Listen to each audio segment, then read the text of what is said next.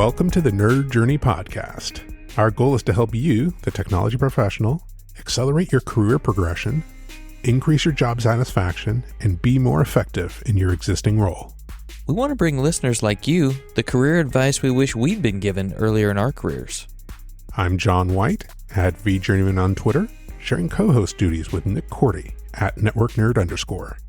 We're two former IT operations guys who have moved on to pre-sales roles with technology vendors.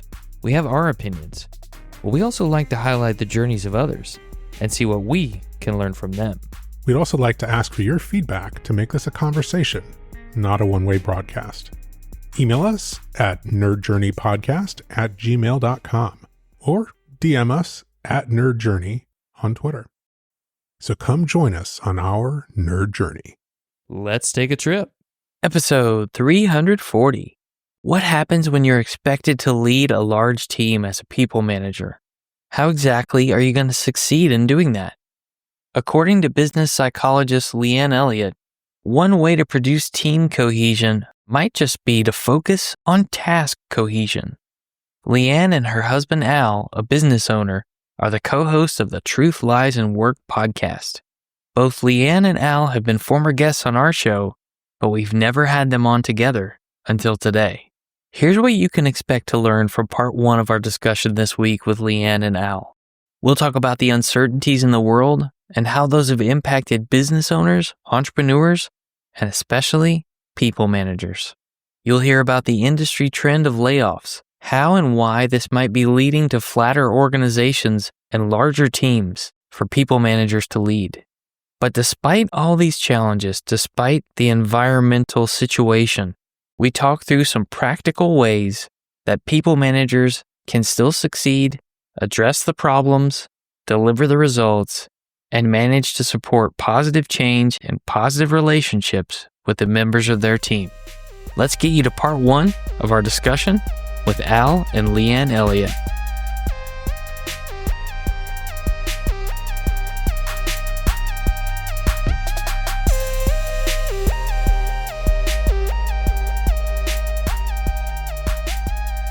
Al and Leanne Elliott, welcome back to the Nerd Journey. Thank you so much for having us. It's such joy to be back. It really is. We so weird, but being together. But yeah, we both individually loved our experience on Nerd Journey. That's right. We had you on individually because I think scheduling-wise, it just didn't quite work out to have you together. I do want to say that each of those interviews went amazingly well, and I think that we got just tons and tons of positive feedback on each one of them. We're really happy to have you back jointly this time. Well, thank you so much for inviting us. We love our conversations with you. Yeah, they're awesome. We wanted a discussion, I guess, centered in job uncertainty and maybe economic uncertain times. It's just a theme that we're revisiting in this cyclical world, right? A few years back, it was all about boom times and, should you leave your job after 1 year for a better job? And, advising people on that. And right now it's advising people in times of uncertainty. So we definitely wanted to have you on because, we knew that you have, fairly unique takes on that. And we also want to shine the light on the elephant from different parts of the room to get the entire picture, so to speak. We're fairly US centric, so we don't necessarily see like a worldwide view of economic uncertainty and job uncertainties. Can you give us a little bit of a different perspective, do you think? In the UK, especially, there, uncertainty is the perfect word for it, John. There is a lot of uncertainty. And with that, a lot of businesses some are making layoffs, but I think generally speaking, in comparison to the US, there's more of a pause. And that pause means a lack of growth, a lack of investment. Sales are slowing down, revenue's slowing down. People are fearful because they can see that in the business.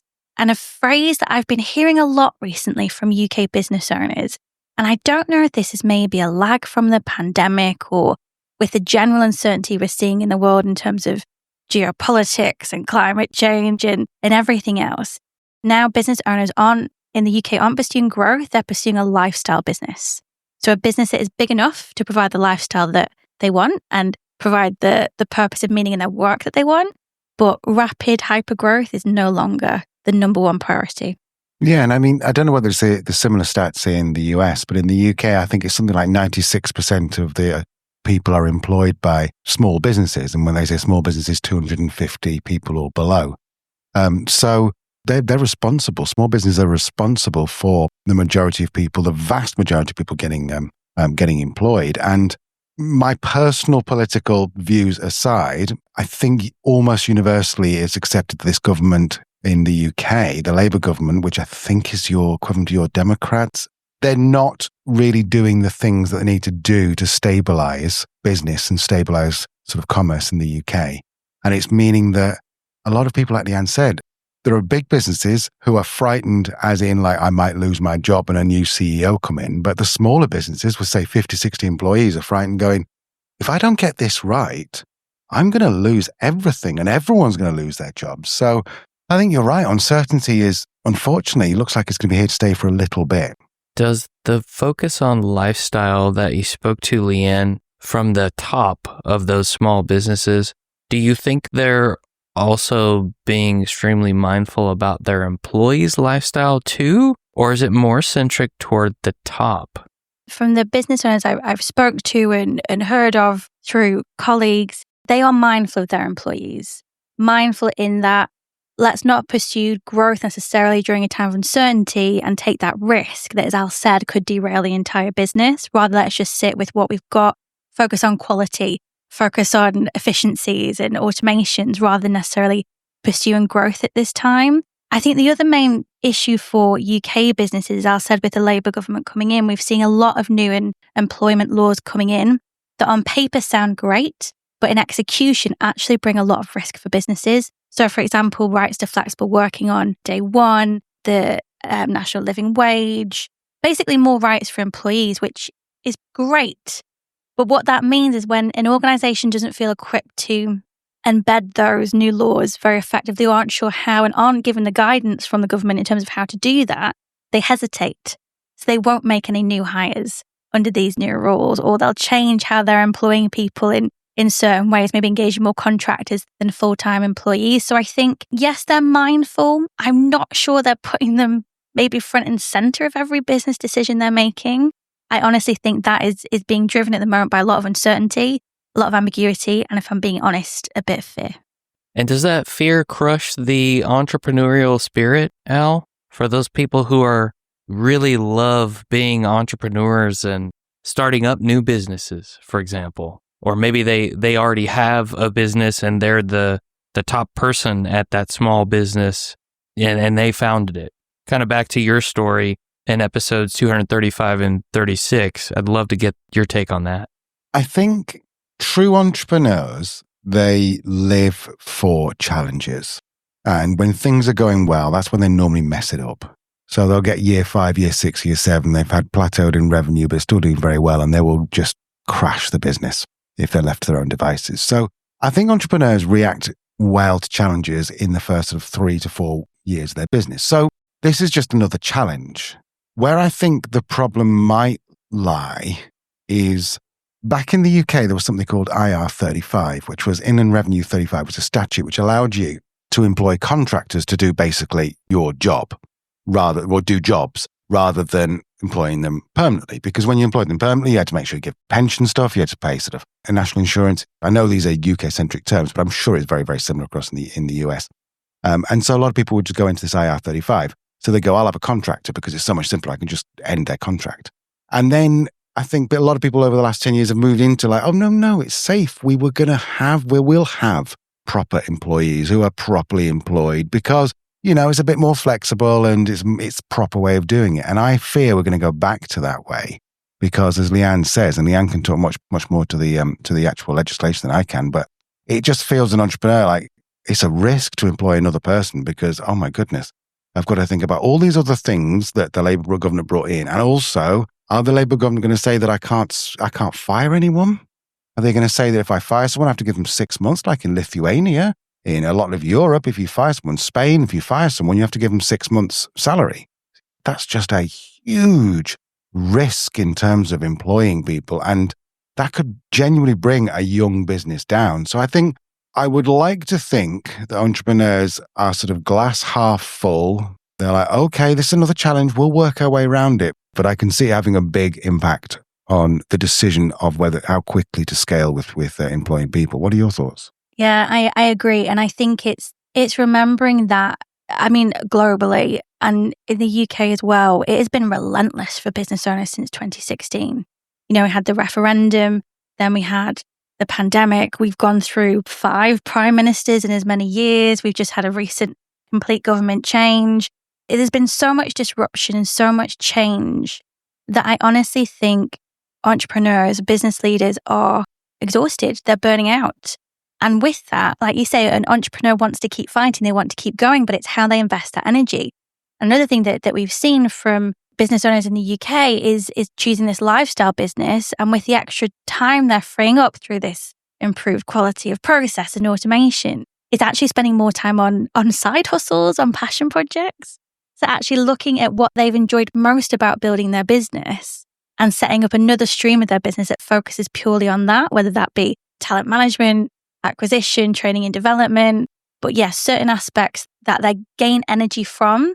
So during this period where the business may be fairly stable, they're finding other ways to fill that entrepreneurial need and that meaningful work that they're currently lacking in a business that isn't in a growth stage, which is hard for an entrepreneur. So I think we're seeing people diversify a little bit what they're doing with their business, but much more on an individual level than an organizational one. Is it similar in the UK to the US where a lot of these laws apply basically at the verge where you're transitioning from small to medium-sized business, or maybe from very small business to small business? So we have some things where it's like, oh yeah, here's this amount of protection that you get, but that's for businesses above 25 people. Or does it kind of apply across the board? I'm not an expert in employment law, but my understanding is it doesn't matter how small or large your organization is. Your first employee, these employment laws apply. And that's why for small businesses, it's such a drastic shift and such higher risk that, as Al said, businesses are just choosing not to really focus on growth until they figured out exactly how this all applies and how it's going to work out. I think that maybe there's this danger of basically growing your organization to a certain size, and then there's like a chilling effect potentially, at least in the US, to grow beyond a certain size, which kind of feeds into this idea of like, well, maybe I'll start a new business with these things that I've learned, and I'll just have maybe 5 very small businesses, each kind of having this like diversified source of income, rather than take on the additional risk of growing beyond a certain size. I can understand, different laws in different locales. And, I'm sure in the States, it's like, this state has this law and this state has this other law. So I'm sure it's very, very, you get these like microclimates, right, of innovation and business friendliness versus employee like protection. Maybe this leads to venue shopping, right? Like I'm going to start a business in this area, but not this area. I'll hire people from here and have them travel in or something like that. This is not going to fly with my wife and co-host, but there's something around the countries which allow businesses to employ and fire fairly easily in a short period of time, because you can then just sort of like build something without worrying that you've got to pay someone 6 months worth of salary if you do fire them. Whereas there are some places where, I don't know what it's like in the US, but where you can just go, right, let's try them out. Let's try them out for 6 weeks. And if they're no good, fine, on your bike. And that does allow an entrepreneur to go, okay, I feel a bit freer and a bit safer about recruiting people. But as I say, that's not going to fly with the culture experts, because that's probably not the way you do it. I think it's a balance. And I think my understanding is in terms of UK law, there is a window, whether it be 3 months or 6 months, or you could have probation periods where the full kind of rights of employees weren't fully applied until you passed that said probation period. That is what has now been scrapped. So you have the same rights as an employee's been there 6 years on the first day that you've been in work. So the fact is that I could turn up to work and go off on my first day, go off sick for 6 months and still get, the pay that the company promises to pay and the statutory sick pay and things like that. There's a trust issue. I actually had somebody on the show, a wonderful up-and-coming psychologist, and she was pointing out that there's a trust crisis at the minute because we've had so much push and pull and power swings over the last few years. Sometimes the employees have the power and they can move on, as you were saying, after a year in the job for higher salary. And then we saw all the layoffs, and then there's that fear from employees. So people stay longer. And I think with the changes in laws, geopolitics, there's so much conflict in every sense of the word, society and in our workplaces. People are just lacking trust in their businesses, lacking trust in their leaders, lacking trust in their colleagues. We're seeing massive increases in what we call workplace incivility at the minute, which isn't bullying or harassment. It's a level down from that, but equally problematic, where it's infighting, it's gossiping, it's withholding information from a colleague. That's on the rise because there's this issue with trust. So I think having these laws come in are great on paper, but as always with seems to be the UK government, what's great on paper and it comes from the right place, the execution is never thought through. It's never thought through, well, how does actually this same law apply, as you were saying, John, to a business that has 10 employees, are expected to meet and work to the same expectations and laws and legalities as a business with 10,000 employees. The impact of going through a tribunal is very different for an organization of 10,000 with the internal resources to manage that than a small business with only 10 people. So these blanket laws aren't necessarily helping businesses. I don't think they're always helping employees in the way that they're intended to. Yeah, the idea's in the right place, the execution, they haven't quite got right. Workplace incivility at scale and the trust crisis at scale, to me, translates to, I'm seeing all these layoffs from large companies and flattening of management layers and things like that. I think this naturally leads us into that topic. Why do you think so many of these organizations, at least the ones we hear about in articles and on LinkedIn and from people we know, are choosing to flatten out some of the management layers and increase those manager to individual contributor ratios? Because that's part of the byproduct of some of these layoffs, seems like. I think there's a few reasons. All of these things are cyclical. I think it's going back in vogue again to have less hierarchy. There's a belief that kind of more startup structure is better for innovation and collaboration, which is lacking in our workplaces right now. I don't think it's because of the structure of the organization, but it's lacking. Another big one is that it's been very publicized over the last 18 months or so, the issue we have with not training our managers sufficiently. There's something like 82% of managers accidental and they didn't necessarily envisage managing people as part of their role, but that was just a next step up, so they took it. I read a stat yesterday, I think it's like only 44% of managers have ever had any form of training. So more than half of our managers aren't equipped with the skills they need to lead our people. And they're the people, the managers, have the single biggest impact on employee performance, motivation, engagement, outcomes, productivity.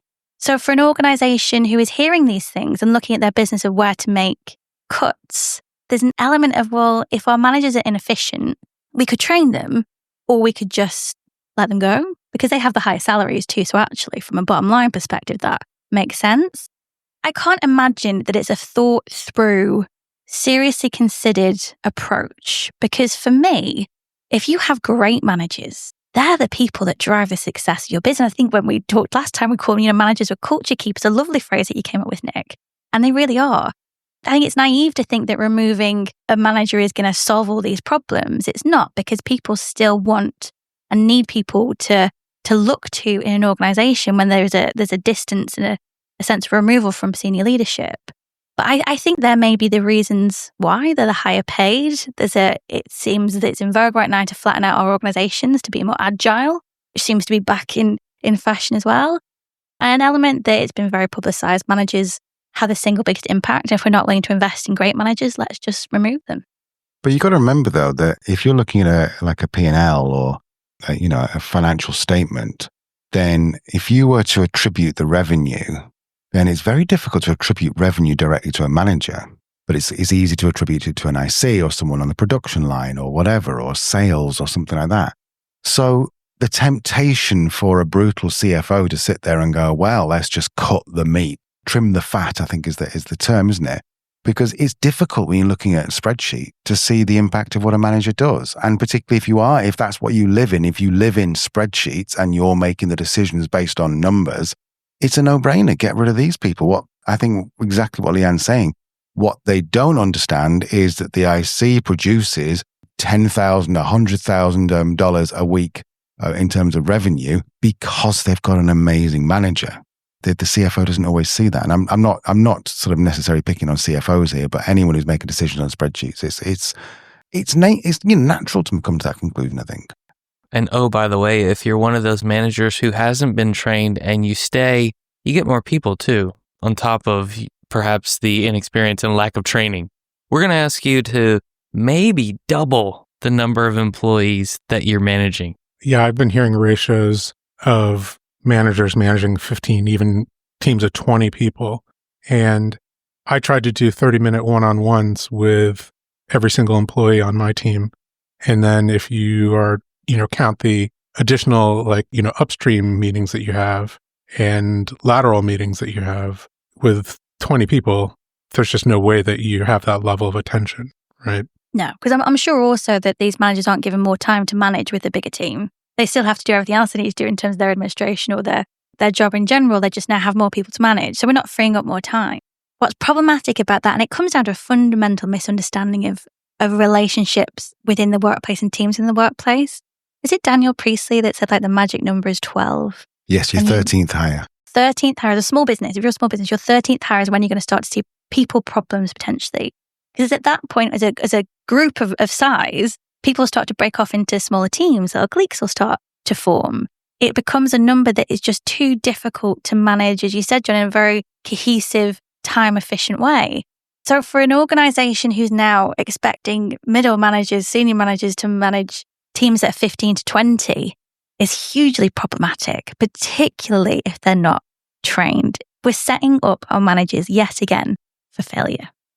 Seems like it's a much larger, more impactful failure if you didn't do well, or you were shown the door after being put in that situation, but you still wanted to be a manager someday. It seems like it'd be much more difficult to get back to that somewhere.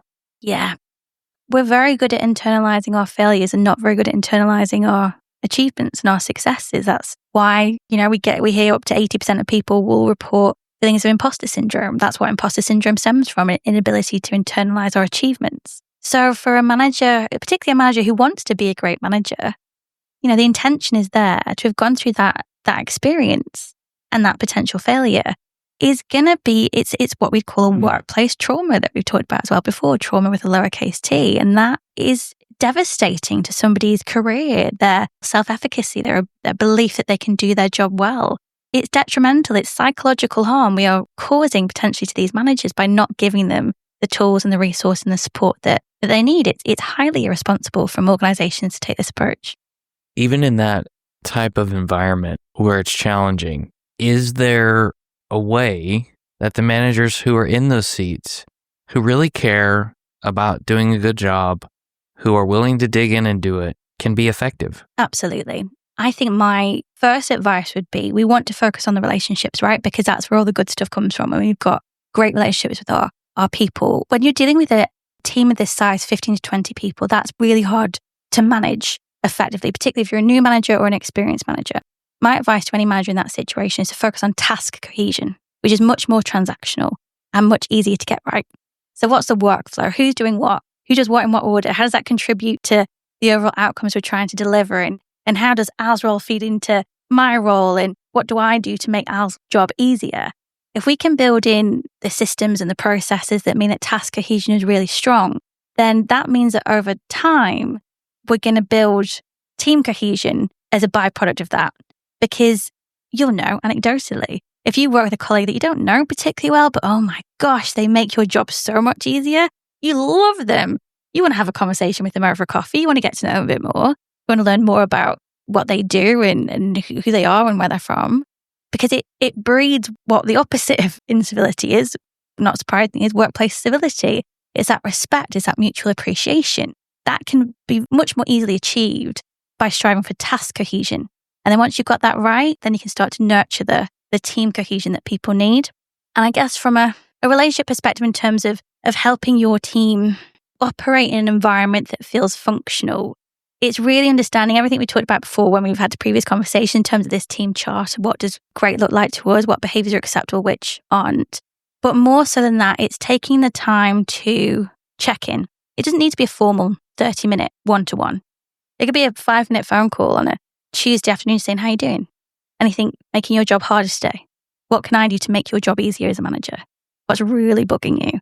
Because if you just had those little check-ins, which seem much less time intensive, you'll start to see the themes coming across and the issues that are bugging people across the team. And that can be a really effective way of kind of troubleshooting and putting out those little fires in a much more time-effective way than if you need to sit and do these more formal one-to-ones and reviews. Of course, that might be an obligation you have within the organization. But if you don't, I'd focus more on just that genuine checking in, genuine care of actually what can I do to make your job easier today? And there's the Pareto, isn't there, of the 80-20, where 80% of your problems are going to come from 20% of your team. And then you go one step further into the 80-20 of the 80-20, and then I think it's 64% of your problems come from 4% of your team or something like that. Please correct me if you disagree with this, but I think a lot of managers got 20 people. I need to go and spend an hour with every single one of those 20 people this week. And that's 20 hours. And then I've got another 10 hours of meetings. What am I going to get my work done?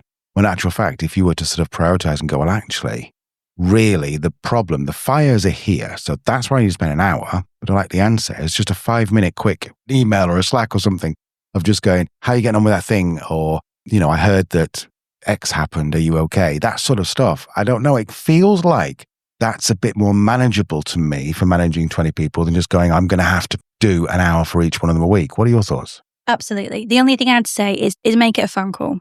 And I know that can be a bit difficult, especially for us millennials and Gen Zs who are much more used to messaging and Slacks and that type of thing. But it provides another task that I now have to add to my list. My manager sent me a message, I'm going to have to reply. And I'm fine, actually.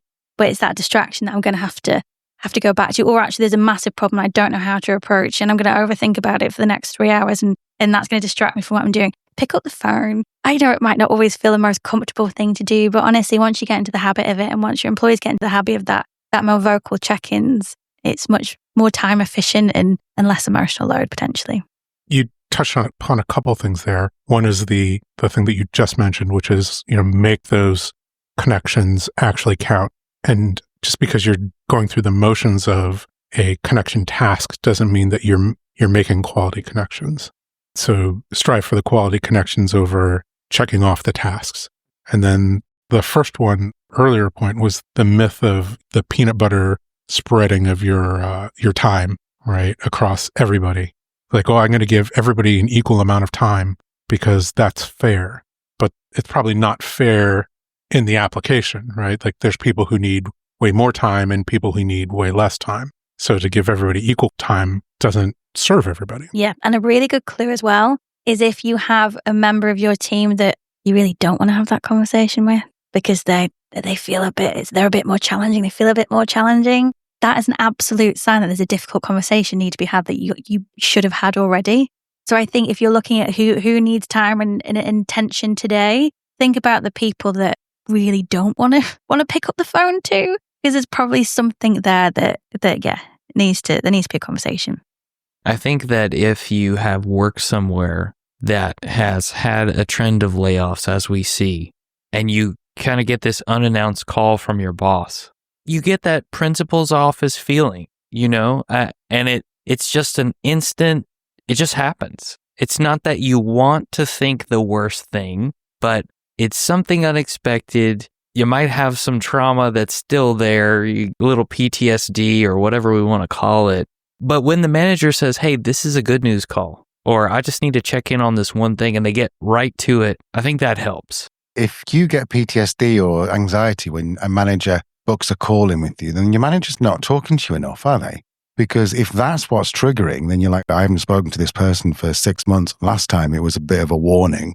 That's not a great manager, is it? Because a great manager is someone who does call you every week and says, how's it going? I heard that this happened. Did it work out all right? Yeah, 100%. Do you know what? I'm reflecting now. I was made redundant back in 2015. Still one of the hardest things to go through. And I had a great relationship with my manager. We'd speak probably, if not every day, every other day, whether it just be honestly, sometimes just for a quick chat, sometimes for a check-in, sometimes I need a quick answer. I answered the phone. I was like, hi, John, everything all right? He went, not really. We need to have a conversation. I was like, oh. And that for me was the complete opposite. I was used to having those really positive conversations with my manager. So that, yeah, I don't know, just reflecting on my own experience, I think Al's absolutely right that you want that relationship where that's the last thing on your mind. that could be what's about to happen. Of course, in the current climate, it is on everybody's mind. But I think that reassurance that the relationship is the primary reason always for that phone call. I saw on LinkedIn, I'm not sure it was this week or last week, a really lovely post from a manager who worked in a tech organization, had stayed in the organization, had seen layoffs, and very honestly said how devastating it was, how sad it was. This was the support he's going to provide for the people who were leaving the organization, that he was reaching out to various contacts and putting together various lists of roles available to the people that stayed. We do have this survivor's guilt. This is what I'm feeling. It's what my survivor's guilt currently looks like. Let's look after each other during this time. And for me, that was such a wonderful way to kind of ground everyone and go, this is really hard. This is what I'm feeling. This is what I'm going to try and do to help. What else do we need? What else can we do? And I think it's managers like that you're never going to be afraid to get a phone call from, because even if it is the worst, they've done everything they can to protect you in the lead up to that moment. And also just a real quick one with that, and I know that's something you want to go into, but with that phone call, you didn't go, yeah, good. Do you have some time on Friday? We just want to do a little bit of a chat. I might bring HR in. It was no, there's bad news. This is the bad news. And because the relationship was there, I'm guessing, then the bad news was devastating. But at the same time, you're like, well, I know you've done. I mean, I don't know. I wasn't there.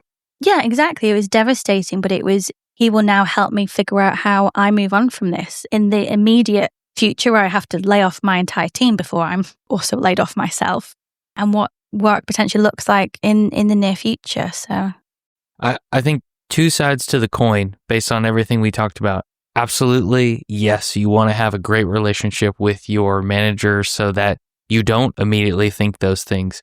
But I think that each person has their own level of trauma and PTSD that they're suffering from based on the environment, regardless of whether you have a great manager or not, that they probably have to fight. Those are the two kind of sides of the scale, I think. Obviously, if you have both, well, then you're really going to have the anxiety about it. I think this might be one of those cultural shifts, because 30 years ago, telephone is exactly how people communicated. So getting a phone call was not like really a traumatic thing.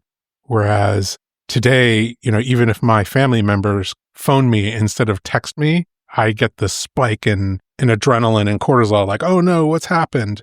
So maybe for a manager who's trying to establish that rhythm, maybe there could be some kind of intermediate step where they text or message ahead of time, even if it's just a few minutes, saying, hey, notice you had this spot in your schedule open.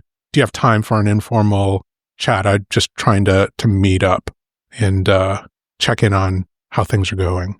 So it's just that preparation and then paving the way. And then once that's the established rhythm of, oh yes, this manager checks in with me for 5 minutes by phone, then doing it out of the blue becomes less of a trauma, potential like triggering event. Definitely. And I think absolute clarity is key. So even saying, just wondering if you got half an hour for a quick informal, still is a bit of ambiguity there. I think if it's as simple as going, everything's good, nothing's wrong, just going to give you a call at this time to check in. Or what I did hear another manager do during the early stages of COVID, which I thought was really, really positive and proactive, would basically say, I'm gonna call you at 2:00 every Tuesday, just check in. No agenda, nothing, on the cards, just to see how you're doing and to check in. Another really nice organic way of doing it is when you have team meetings anyway, or a Zoom, is allow the first 5-10 minutes, just be like, hey, how's it going? How's your sister? How did they get on with this? Or how's that project going? And oh, that client's been in right pain, haven't they? And just having an actual conversation, allowing that time, that 5 to 10 minutes at the beginning of a meeting, it just establishes that this is part of our team culture. This is part of our way of working, our way of operating, having these more informal conversations. So then, as you say, John, during that transition period, it feels more comfortable, a lot less scary, and will just, very quickly become more natural. And then why shouldn't you be the manager who just does things differently? Why shouldn't you just be the person who goes, well, you go and work on Derek's team over there, he's going to call you, just so you know, guys, he's going to call you just out of the blue. Don't worry, it's just him checking in on you. Why shouldn't you be that manager? Because let's be honest, there's going to be stories about you in the organization. You're going to be known as the phone call manager, as the boomer manager, perhaps as your nickname because you pick up the phone and you talk to someone. I think you're right. As long as you're aware that you are potentially triggering someone if they have been through that, I'm sorry, bad news phone call. But at the same time, like Leanne said, it only takes 2 or 3 phone calls and it all to be good news. And you're going, okay, right, nothing's wrong. Just want to check in on you. Yeah, and it can't be performative. It has to be with some intention. It's not enough to kind of just ring someone and go, everything all right? Because we go, yeah, fine. Well, at least Brits do. Yeah, fine. Yeah, fine. You need a bit more of an intentional question, a bit more of a coaching question. So I noticed this email come in from Bob, and it seemed a little bit direct. What's going on? Is everything all right? You okay? How did you take that? It's almost digging in a little bit more and finding a specific thing to talk about, which every good manager does anyway in terms of giving any type of feedback. It'll be very specific and rooted in context. It's the same for these casual phone calls. If you've got something rooted in context, it's going to help that conversation flow. It's going to start to breed that word of the moment, psychological safety, that people will actually feel that they're able to authentically open up. So it can't just be, I'm going to call you every Tuesday for 10 seconds and make sure you're still alive. It needs to be, I'm going to phone you. We're going to have a conversation because I'm genuinely interested in how you're doing, what's going on in your work world, and if appropriate beyond that. Here's what I just heard in my head when you and Al were talking, Leanne. What I heard you both kind of say was managers should be really good at interviewing people, not just in job interviews, but just in general, to start and continue good conversations. That's a really nice way to frame it. Yeah. Maybe that's a skill that the potential manager could highlight that they've gotten good at. You know what I mean? Like, if you are someone who has become quite skilled in this area, maybe that's something that you talk up during your interview if you want to be a people manager. Yeah, potentially. But also, there are a lot of managers out there, and I don't know if it's the same in the US, but in the UK, you get on a train. You used to do it about 20 years ago. You get on a train, and there'd always be someone sitting at a train table. They'd open their laptop, they'd get their mouse out, they'd get their phone out, and they'd go, yeah, no, I can't really talk, I'm on the train. And they've made the phone call. And the point of that was just them going, look how important I am. Now, they weren't a manager because they wanted to lead people. They weren't a manager because they cared about people. They weren't a manager because they wanted to interview people. They're a manager because they wanted to tell everyone they got a promotion at work and they were important. And I think that, as Leanne pointed out, there's a lot of people who've fallen into that. And what was the stat? 44% of people never got training, was it? Yeah. And so they just think that's what being a manager is, because what they've seen, the loudmouths who have been managers before, and they're really important people who run around with papers in the hand, and they don't know that actually being a manager is almost the opposite. It's being quiet, not loud. Yeah, that's a lovely turn of phrase about being quiet, not loud. I think interviewing questions or interviewing skills, yes. And I understand the perfect kind of crossover of skill you've got there, Nick, where I just nudge it slightly, is it's less interviewing and more coaching questions. Ah, okay. So I think it's things like being genuinely inquisitive or asking questions that help somebody, lead somebody to the next point of their thought process or the next thing that's troubling them.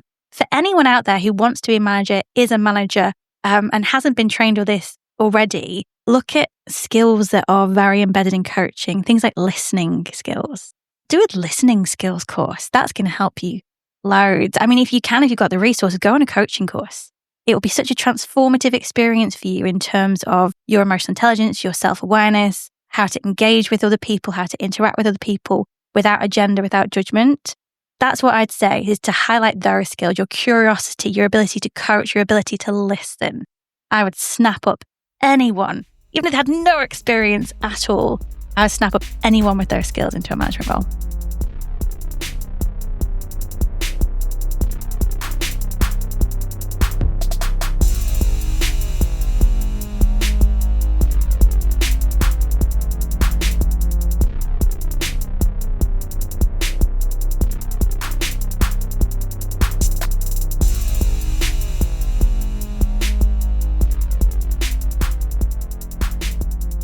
I'm afraid we'll have to cut it right there this time.